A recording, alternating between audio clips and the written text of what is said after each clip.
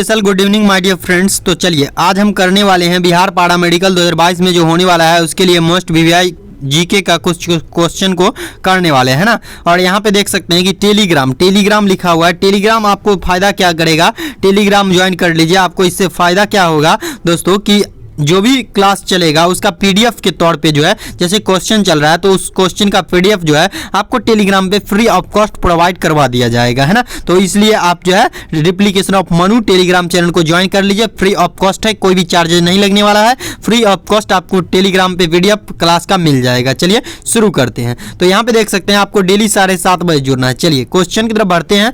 देख सकते हैं यहाँ पे सबसे पहले खुल रहा है ये आपका सिलेबस है। ये क्या है दोस्तों, तो ये आपका सिलेबस है। ओके, आप सिलेबस समझ सकते हैं। यहाँ पे 25 क्वेश्चन आपको साइंस से पूछा जाएगा, इसके लिए आपको 125 मार्क्स दिया जाएगा।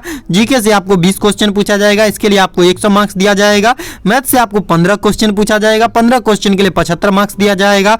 इंग्लिश से आपको 15 क्वेश्चन पूछा जाएगा, 15 क्वेश्चन के लिए आपको 75 मार्क्स दिया जाएगा। हिंदी से भी आपको 15 क्वेश्चन पूछा जाएगा और इसके लिए भी आपको जो है 75 मार्क्स दिया जाएगा। ओके, चलिए यहाँ पे आपको टोटल 90 क्वेश्चन पूछा जाएगा और टोटल मार्क्स जो रहेगा वो आपको 450 रहेगा। ठीक है, निगेटिव मार्किंग की बात करें तो निगेटिव मार्किंग नहीं रहेगा। ठीक है, इससे आपको फायदा क्या होगा दोस्तों कि टोटल 90 क्वेश्चन के जो है टोटल 90 क्वेश्चन आप टोटल 90 में 90 क्वेश्चन रॉन्ग के आ सकते हैं। ठीक है, इससे कोई भी गड़बड़ी नहीं होने वाला है, निगेटिव मार्किंग नहीं है, इसलिए आपको जो है सही वाला में से नंबर नहीं कटेगा। इसलिए आप क्या कीजिएगा, टोटल के टोटल 90 क्वेश्चन को रंग दीजिएगा, चाहे आपको आता हो या ना आता हो। चलिए क्वेश्चन की तरफ बढ़ते हैं। चलिए यहाँ पे देख सकते हैं दोस्तों ये आज का क्लास जो है ये 8वां क्लास है। ओके, इससे पहले जो है 7 क्लास चल चुका है। अगर आप नहीं किए हैं तो डिस्क्रिप्शन बॉक्स में 7 क्लास का लिंक मिल जाएगा प्लेलिस्ट का, वहां पे जाके आप लोग कर सकते हैं। चलिए क्वेश्चन की तरफ बढ़ते हैं। सबसे फर्स्ट नंबर क्वेश्चन आपसे कह रहा है, क्या कह रहा है देखिएगा, पुर्तगाली यात्री क्या करा है, नूनीज ने विजयनगर की यात्रा किसके शासनकाल में की, बताइएगा। अच्युत राय के शासनकाल में, कृष्णदेव राय शासनकाल में, देव राय के शासनकाल में, विरूपाक्ष के शासनकाल में। बताइए तो कब किया था ये शासन, किसके शासनकाल में जो है यात्रा किए थे, बताइएगा। तो इसका राइट आंसर जो भी लोग कर रहे हैं विरूपाक्ष के शासनकाल में नूनीन वो शासन विजयनगर का जो यात्रा किए थे वो विरूपाक्ष के शासनकाल में, है ना। यानी कि डी नंबर ऑप्शन जो भी लोग टिक कर रहे हैं उन सभी का बिल्कुल राइट है। चलिए अगला क्वेश्चन की तरफ बढ़ते हैं और अगला क्वेश्चन आ चुका है और ये आपसे क्या कह रहा है, द्वितीय मैसूर युद्ध किस संधि के द्वारा समाप्त की गई। ए में कह रहा है मद्रास की संधि, बी में कह रहा है मैसूर की संधि और सी में कह रहा है बेंगलोर की संधि और डी में करा श्रीरंगपट्टनम की संधि। तो देखिए दोस्तों मैसूर की युद्ध है ना, तो ये आपको मैसूर के संधि के द्वारा ही समाप्त हो गया था। ठीक है, याद रखिएगा मैसूर की संधि के द्वारा मैसूर का जो द्वितीय युद्ध हुआ था वो आपको समाप्त हो गया था। चलिए याद रखिएगा दोस्तों। अगला क्वेश्चन की तरफ बढ़ा जाए। चलिए बढ़ते हैं अगला क्वेश्चन की तरफ। चलिए खुल चुका है और ये आपसे कह रहा है श्रीनगर, क्या कह रहा है, श्रीनगर का शालीमार बाग को निर्मित कराने का श्रेय किसे जाता है, यानी बनवाने का श्रेय किसे जाता है, बताइएगा। ए में कह रहा है शाहजहां को, बी में कह रहा है जहांगीर को, सी में कह रहा है अकबर को, डी में कह रहा है उदय सिंह को। बताइएगा किसको दिया जाता है श्रेय। शालीमार बाग जो बना था श्रीनगर में उसको कौन बनवाए थे, है ना। तो बनवाए जो थे दोस्तों वो जहांगीर बनवाए थे। कौन बनवाए थे, जहांगीर बनवाए थे। ठीक है, याद रखिएगा जहांगीर बनवाए थे शालीमार बाग को। ठीक है, शालीमार बाग को जहांगीर बनवाए थे, ये चीज आप लोग याद रखिएगा। चलिए अगला क्वेश्चन की तरफ बढ़ा जाए। चलिए अगला क्वेश्चन आ चुका है और ये आपसे क्या कह रहा है, निम्नलिखित में से कौन सा मुगल शासक एक अर्ध राजपूत यानी आधा राजपूत, यानी कि आधा राजपूत, बाप का नाम कुछ बाप कोई और कास्ट से था और मम्मी जो थी वो आपको राजपूत थी, है ना। यहाँ पे कह रहा है राजपूत माँ से जन्मा हुआ था। ठीक है, और बाप का पता नहीं कौन सी कास्ट से था। तो यहाँ पे कह रहा है आपको अर्ध राजपूत, आधा राजपूत कौन था, बताइएगा। ए में कह रहा है शाहजहां एवं औरंगजेब, बी में कह रहा है अकबर और जहांगीर, सी में कह रहा है जहांगीर और शाहजहां, डी में कह रहा है जहांगीर एवं हुमायूं। तो बताइए तो आधा राजपूत कौन शासक था, बताइएगा। मुगल शासक एक आधा राजपूत कौन था, बताइएगा आप लोग, है ना। तो मुगल शासक में जो आधा राजपूत था दोस्तों, आधा राजपूत यानी अर्ध राजपूत जो था दोस्तों वो आपको था जहांगीर और शाहजहां। ठीक है, जहांगीर और शाहजहां था। ठीक है, ये दोनों जो है अर्ध राजपूत था, यानी माँ जो थी राजपूत थी लेकिन पिता कोई और कास्ट के थे। ये चीज आप लोग याद रखिएगा। चलिए यानी कि सी नंबर ऑप्शन जो भी लोग टिक कर रहे हैं उन सभी का बिल्कुल राइट है। चलिए यहाँ पे याद रखिएगा आप लोग जहांगीर एवं हुमायूं। ओके, चलिए अगला क्वेश्चन की तरफ बढ़ते हैं दोस्तों। तो इसका राइट आंसर क्या हो गया, जहांगीर एवं हुमायूं जहांगीर और शाहजहां जो थे वो आपको कौन थे, आधा राजपूत था, यानी मम्मा जो थी इनकी वो राजपूत थी, लेकिन बाप कोई और कास्ट के थे, यानी पिताजी जो है कोई और कास्ट के थे। चलिए अगला क्वेश्चन की तरफ बढ़ते हैं और ये आपसे क्या कह रहा है, देखिएगा कह रहा है न्यू मूर द्वीप कहाँ स्थित है, न्यू मूर द्वीप कहाँ स्थित है, बताइएगा। ए में कह रहा है हिंद महासागर में, बी में कह रहा है अरब सागर में, सी में कह रहा है बंगाल की खाड़ी में और डी में कह रहा है मन्नार की खाड़ी में। तो देखिए दोस्तों, न्यू मूर द्वीप जो स्थित है ये आपको स्थित है बंगाल की खाड़ी में। कहां पे, बंगाल की खाड़ी में। चलिए बंगाल की खाड़ी को याद रखिएगा। चलिए याद रखते हैं। अगला क्वेश्चन की तरफ बढ़ते हैं हम लोग।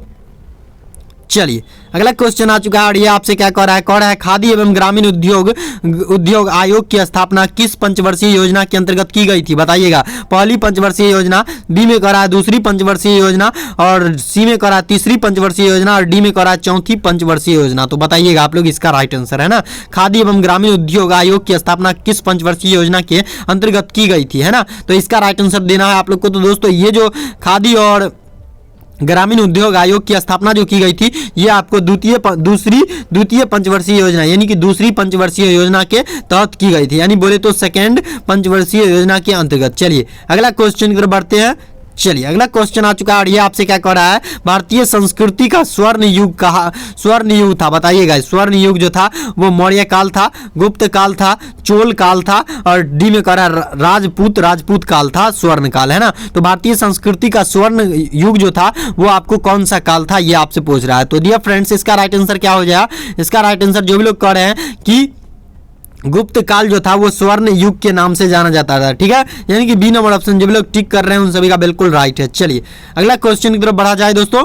चलिए अगला क्वेश्चन आ चुका है, खुलने ही वाला है। चलिए खुल चुका है। ये आपसे क्या कह रहा है, ये आपको कह रहा है किस धातु से बना मिश्र धातु एलॉय हवाई जहाज एवं रेल के डिब्बों में पुर्जों के काम में लिया जाता है ना, यानी पाठ पुर्जा के काम में लिया जाता है। तांबा, मिश्र धातु का नाम बताना है, तांबा, एल्यूमिनियम मिश्र धातु, लोहा मिश्र धातु और इनमें से कोई नहीं। तो बताइए तो कौन सा मिश्र धातु का उपयोग किया जाता है। तो इसका राइट आंसर हो जाएगा दोस्तों, क्या हो जाएगा, एल्यूमिनियम का। ये काफी ज्यादा हल्का होता है इसलिए इसका एल्यूमिनियम मिश्र धातु का उपयोग किया जाता है, ठीक है। एल्यूमिनियम जो है हल्का भी होता है और सस्ता भी होता है। चलिए याद रखिएगा आप लोग इस चीज को। अगला क्वेश्चन की तरफ बढ़ा जाए। चलिए बढ़ते हैं अगला क्वेश्चन की तरफ। खुल चुका है और ये आपसे क्या कह रहा है, देखिए दोस्तों ये आपसे कह रहा है संपत्ति के मूलाधिकार को किस संविधान संशोधन द्वारा एक विविध अधिकार के रूप में परिणत किया गया, बताइएगा। 42वें संशोधन के द्वारा, 44वें संशोधन के द्वारा, 45वें संशोधन के द्वारा और 41वें संशोधन के द्वारा, बताइएगा आप लोग, है ना। तो इसका राइट आंसर क्या हो जाएगा दोस्तों, संपत्ति के मूल अधिकार को संविधान की संशोधन किस संविधान संशोधन के द्वारा जो है विधिक अधिकार के रूप में किया गया। तो ये जो किया गया था दोस्तों ये आपको किया गया था 44वें संविधान संशोधन के द्वारा, ठीक है, याद रखिएगा। यानी कि बी नंबर ऑप्शन जो लोग टिक कर रहे हैं उन सभी का बिल्कुल राइट है। चलिए याद रखना है कि आपको एक क्वेश्चन के लिए 5 मार्क्स दिया जाएगा और आप सभी का फॉर्म जो है वो बहुत जल्द रिलीज हो जाएगा दोस्तों, यानी कि मई के फर्स्ट वीक से लेकर के सेकंड वीक तक आप सभी का फॉर्म रिलीज कर दिया जाएगा। जैसे ही रिलीज होगा मैं आपको इन्फॉर्मेशन दे दूंगा वीडियोज के माध्यम से। चलिए क्लास को शुरू करते हैं, क्लास के आगे बढ़ाते हैं। कोयला का उपयोग किया जाता है, कहाँ किया जाता है, फैक्ट्री निर्माण हेतु किया जाता है, शक्ति प्राप्त करने हेतु किया जाता है, सी में कह रहा है शक्ति प्राप्त करने एवं औद्योगिक ईंधन के रूप में किया जाता है, कृषि उद्योग में किया जाता है। बताइए तो कोयला का उपयोग कहाँ पे किया जाता है। तो डियर फ्रेंड्स ये जो किया जाता है शक्ति के, कोयला जो है किस लिए उपयोग किया जाता है पता है ना, कोयला को जलाया जाता है ना, तो शक्ति प्राप्त करने एवं औद्योगिक ईंधन के रूप में कोयला का उपयोग किया जाता है। जी हाँ दोस्तों, आप सही सुन रहे हैं, याद रखिएगा इस चीज को, ठीक है। शक्ति प्राप्त करने यानी पावर को प्राप्त करने के लिए और औद्योगिक ईंधन यानी कि इंडस्ट्रियल में जो ईंधन के रूप में जलाया जाता है वो आपको कोयला ही रहता है, ठीक है, याद रखिएगा। चलिए अगला क्वेश्चन की तरफ बढ़ते हैं। अगला क्वेश्चन आ चुका है, ये आपसे क्या कह रहा है, देखिएगा ये आपसे कह रहा है भारत में प्रतिवर्ष 28 फरवरी को विज्ञान दिवस मनाया जाता है। जी हाँ बिल्कुल सही बात है, विज्ञान दिवस 28 फरवरी को मनाया जाता है। यह किस वैज्ञानिक की कृति से सहचरित है, बताइए तो किस वैज्ञानिक की कृति से सहचरित होकर जो है हम लोग 28 फरवरी को विज्ञान दिवस के रूप में मनाते हैं। चलिए आर्यभट्ट, बी में कह रहा है ब्रह्मगुप्त गुप्त और ब्रह्मगुप्त, और सी में कह रहा है सीवी रमन, और डी में कह रहा है जीसी बोस। बताइए तो भारत में प्रतिवर्ष 28 फरवरी को विज्ञान दिवस मनाया जाता है, किस वैज्ञानिक के कृति सहचरित के द्वारा मनाया जाता है विज्ञान दिवस, है ना। तो इसका राइट आंसर आप लोग को देना है। तो ये जो है दोस्तों, ये कौन वैज्ञानिक है, तो सीवी रमन जो है ये वैज्ञानिक है, और इसी के सम्मान में जो है ये आपको 28 फरवरी को क्या मनाया जाता है, विज्ञान दिवस के रूप में। चलिए याद रखिएगा आप लोग। चलिए अगला क्वेश्चन की तरफ बढ़ते हैं हम लोग। चलिए अगला क्वेश्चन आ चुका है, कह रहा है कोलकाता, क्या कह रहा है, कोलकाता उच्च न्यायालय की स्थापना की कब हुई थी, बताइएगा। 1862 ईस्वी में हुआ था, 1894 ईस्वी में हुआ था, 1860 ईस्वी में हुआ था, और डी में कह रहा है 1900 ईस्वी में हुआ था। कोलकाता का जो उच्च न्यायालय है उसकी स्थापना कब हुई थी दोस्तों, बताइएगा आप लोग, है ना। तो ये जो हुआ था दोस्तों आपको 1862 ईस्वी में हुआ था। कब हुआ था, 1862 ईस्वी में, ठीक है। कब हुआ था, 1862 ईस्वी में। इस चीज को आप लोग याद रखिएगा। चलिए हो सके तो कहीं पे नोट भी कर लीजिएगा इस चीज को। चलिए याद रखिएगा आप लोग। चलिए ये क्वेश्चन मोस्ट बीबीआई है। अगला क्वेश्चन की तरफ बढ़ते हैं, और ये आपसे क्या कर रहा है, देखिएगा। क्राई क्या कर रहा है, क्राई एक संगठन है। जी हाँ, बिल्कुल सही बात है। क्राई एक संगठन है जो संबंधित है, किससे संबंधित है, वातावरण से संबंधित है, असहाय स्त्रियों के कल्याण से संबंधित है, और सी में करा बहिष्कृत बच्चों के कल्याण से संबंधित है, और डी में करा सामुदायिक विकास से संबंधित है। बताइएगा आप लोग किस चीज से संबंधित है, क्राई संगठन जो है ये किस चीज से संबंधित है, बताइएगा, है ना। तो इसका राइट आंसर जो भी लोग कह रहे हैं क्या चीज से संबंधित है, तो बहिष्कृत बच्चों को जो है ये पकड़ के कल्याण दिलवाने का काम करते हैं, ना। बहिष्कृत यानी जो भी बच्चे घर से बेघर हो गए हैं उन सभी को जो है यानी कल्याण के लिए जो है जो बच्चे जो है घर से बाहर रहते हैं उन सभी के लिए जो है ये क्राई संगठन जो है खाना रहना मुहैया कराती है, ठीक है। याद रखिएगा इस चीज को। चलिए अगला क्वेश्चन की तरफ बढ़ते हैं दोस्तों।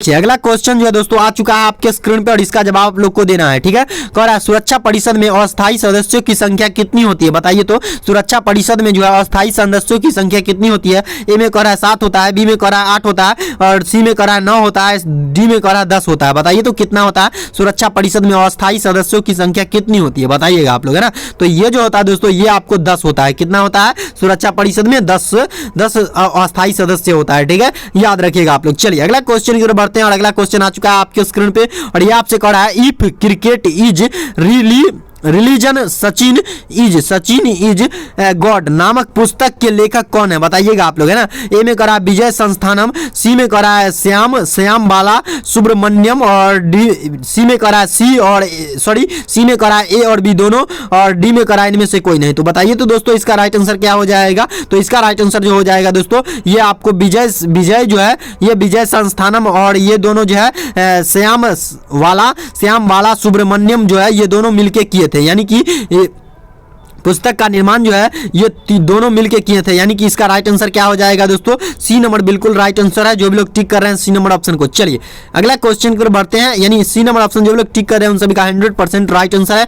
याद रखिएगा कि आप सभी को एक क्वेश्चन के लिए 5 मार्क्स दिया जाएगा, भूलिएगा नहीं, कोई भी क्वेश्चन गलत नहीं होना चाहिए। आपको याद रखना है कि 350 प्लस मार्क्स लेके आना है आपको। चलिए अगला क्वेश्चन की ओर बढ़ते हैं, और अगला क्वेश्चन आ चुका है पार्लियामेंट क्या कर रहा है, पार्लियामेंट्री सिस्टम में कार्यकारिणी किसके प्रति जिम्मेदार होते हैं, बताइएगा किसके प्रति जिम्मेदार होती है, राष्ट्रपति के प्रति। ए में करा राष्ट्रपति के प्रति जो है जिम्मेदार होता है, बी में करा विधायिका के प्रति जिम्मेदार होता है, सी में करा लोकसभा के प्रति जो है जिम्मेदार होते हैं, न्यायपालिका के प्रति जिम्मेदार होते हैं, डी में ऐसा बोल रहा है। बताइएगा आप लोग इसका राइट आंसर। तो इसका राइट आंसर हो जाएगा दोस्तों लोकसभा, क्या हो जाएगा, लोकसभा के प्रति जो है जिम्मेदार होते हैं, ठीक है, कार्यकारिणी, ठीक है। याद रखिएगा आप लोग पार्लियामेंट सिस्टम में कार्यकारिणी जो है लोकसभा के प्रति जो है जिम्मेदार होते हैं, ठीक है। यानी याद रखिएगा सी नंबर ऑप्शन जो भी लोग टिक कर रहे हैं उन सभी का बिल्कुल राइट है। चलिए अगला क्वेश्चन की तरफ बढ़ते हैं दोस्तों, और अगला क्वेश्चन आ चुका है, और ये आपसे पूछ रहा है, ये आपको क्या कह रहा है दोस्तों, देखिएगा ये आपसे क्या कह रहा है, ये आपको जो दोस्तों कह रहा है, ये आपको क्या कह रहा है, भूमंडलीय पवन, क्या भूमंडलीय पवन जो है दोस्तों ये आपसे क्या कह रहा है, देखिएगा भूमंडलीय पवन क्या कह रहा है दोस्तों, क्या कर रहा है, देखिएगा भूमंडलीय पवन क्या कर रहा है, भूमंडलीय पवन जो है ऋतु के परिवर्तन के लिए अपनी दिशा बदलती है। बी में कर रहा है दिन और रात के अनुसार अपनी दिशा बदलती है। सी में कर रहा है कभी अपनी दिशा नहीं बदलती है, और डी में कर रहा है पर्वतीय ढलानों पर ऊपर की ओर बहती है। बताइए तो भूमंडलीय पवन जो है क्या करती है ना। तो ये जो करती है दोस्तों, ये आपको करती है दिन और रात के अनुसार जो है, दिन और रात के अनुसार क्या करती है दोस्तों, दिन और रात के अनुसार जो है अपनी दिशा बदलती है। ठीक है, याद रखिएगा भूमंडलीय पवन का काम क्या है, तो दिन और रात के अनुसार अपनी दिशा को बदलना है। ठीक है, याद रखिएगा आप लोग। चलिए अगला क्वेश्चन पर बढ़ते हैं, और अगला क्वेश्चन आ चुका है आपके स्क्रीन पे, और ये आपसे कह रहा है निम्न में से कौन क्षेत्रफल में सबसे बड़ी झील है, बताइएगा। क्षेत्रफल की दृष्टि से पूछ रहा है आपसे, है ना। तो क्षेत्रफल की दृष्टि से जो सबसे लंबा झील है उसके बारे में आपसे पूछ रहा है ना, सबसे बड़ा झील के बारे में पूछ रहा है। ए में कह रहा है सुपीरियर झील, बी में कह रहा है विक्टोरिया झील, सी में कह रहा है हिरोन झील, और डी में कह रहा है मिशिगन झील। तो बताइए तो कौन सा झील जो है क्षेत्रफल की दृष्टि से सबसे बड़ी झील मानी जाती है। तो इसका राइट आंसर देना है आप सभी को। तो ये जो है दोस्तों, ये कौन सा झील है, सुपीरियर झील जो है, सुपीरियर झील जो है क्षेत्रफल की दृष्टि से सबसे बड़ा है। ठीक है, याद रखिएगा। यानी कि ए नंबर ऑप्शन जो लोग टिक कर रहे हैं उन सभी का बिल्कुल राइट है, 100% राइट है दोस्तों। चलिए अगला क्वेश्चन की तरफ बढ़ते हैं हम लोग, है ना। चलिए बढ़ते हैं अगला क्वेश्चन की तरफ दोस्तों। चलिए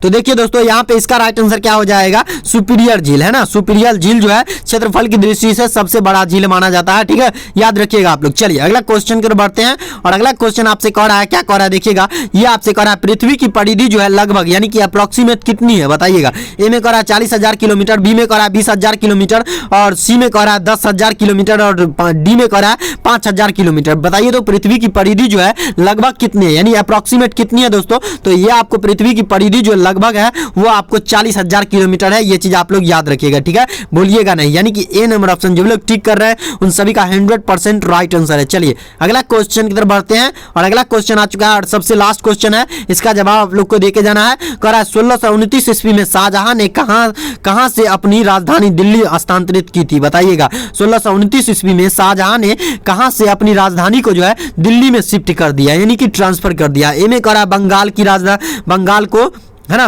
और सी में कह रहा है आगरा की राजधानी, और डी में कह रहा है लखनऊ की राजधानी, और डी में कह रहा है हैदराबाद की राजधानी। कहां से जो है अपनी राजधानी जो है दिल्ली शिफ्ट कर दी थी, कहां से, बताइएगा आप लोग, है ना। कहां से जो है पहले कहां राजधानी था, ये आपसे पूछ रहा है। तो इसका राइट आंसर आप लोग को देना है। तो ये जो है दोस्तों, शाहजहां ने कहा अपनी राजधानी जो है आगरा से अपनी राजधानी को जो है राजधानी को दिल्ली शिफ्ट किया था। ठीक है, आगरा से जो है शाहजहां ने अपनी राजधानी को कहां शिफ्ट किया था, तो दिल्ली में शिफ्ट किया था। ठीक है, याद रखिएगा आप लोग। चलिए आज का यही लास्ट क्वेश्चन था दोस्तों। उम्मीद करता हूं कि आपको ये क्लास अच्छी लगी होगी। क्लास अच्छी लगी हो तो प्लीज लाइक कीजिए और शेयर कीजिए अपने व्हाट्सएप ग्रुप और ट्विटर, इंस्टाग्राम, फेसबुक सभी पे शेयर कर दीजिए, और लाइक नहीं किए तो लाइक कर दिए, और चैनल पर नए होंगे तो चैनल को सब्सक्राइब जरूर कर लीजिए। मिलते हैं कल के क्लास में। Thanks for watching dear friends.